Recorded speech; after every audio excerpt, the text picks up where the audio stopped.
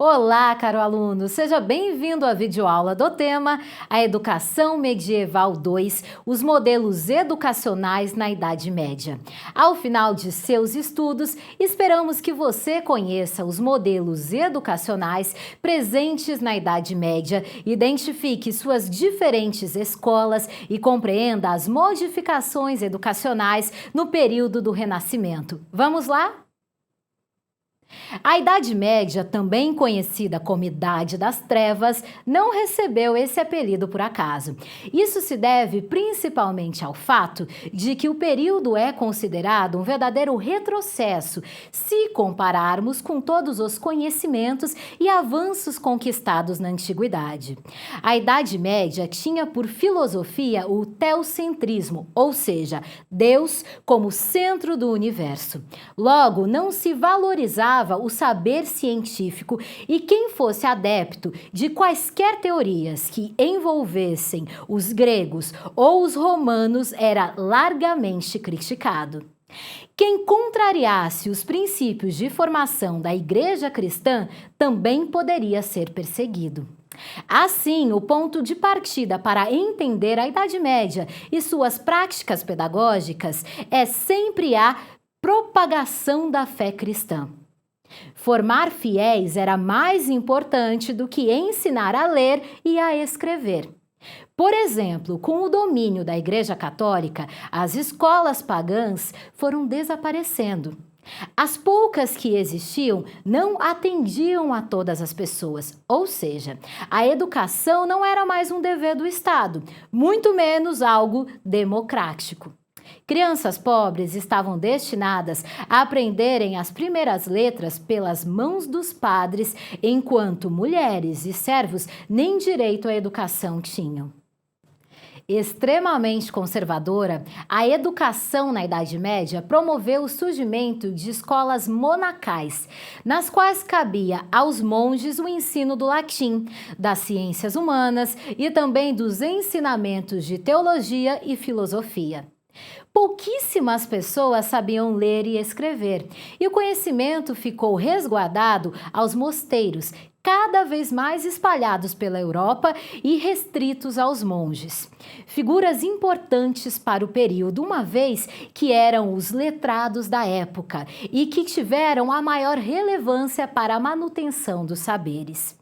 Eram eles que faziam as cópias de importantes manuscritos, além de ensinarem aqueles que seriam introduzidos na eclesiástica. Nesse mesmo contexto, havia duas linhas pedagógicas, ambas cristãs, que norteavam a educação rasa da época, a patrística e a escolástica. A patrística estava diretamente ligada aos padres da Igreja e teve início no fim do Império Romano, no século III. Seu grande representante é Santo Agostinho, considerado pai da cultura católica por grandes interlocutores da Igreja da época.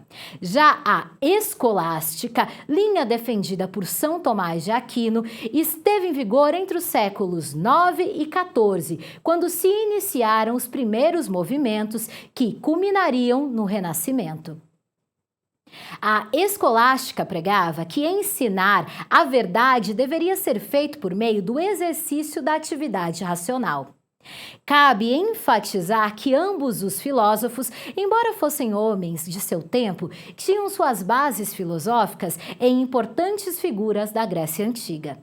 Santo Agostinho criou um modelo de educação que deveria formar o homem cristão de dentro para fora, ou seja, formar o espírito para que ele alcançasse a felicidade e a verdade de Deus.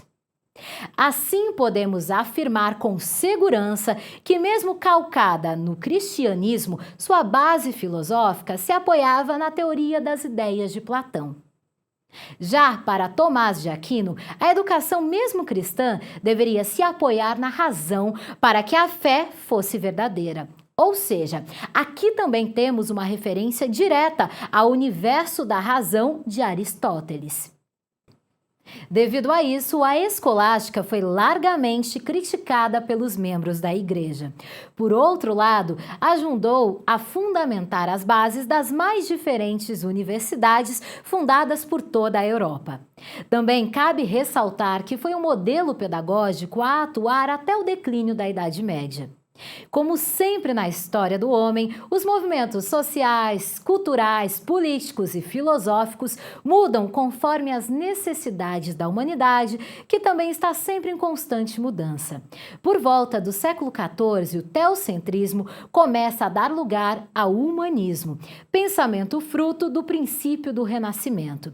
Um período de abertura para uma educação mais prática e voltada para a valorização do próprio homem. Bem, chegamos ao final da videoaula. Esperamos que você tenha aproveitado o nosso encontro e compreendido um pouco mais sobre a educação medieval. Lembre-se de que as pedagogias da Idade Média eram impregnadas de cristianismo e preceitos que visavam a geração de fiéis. Por isso, apoiaram-se nas práticas pedagógicas teocêntricas. Obrigada pela sua companhia e até breve!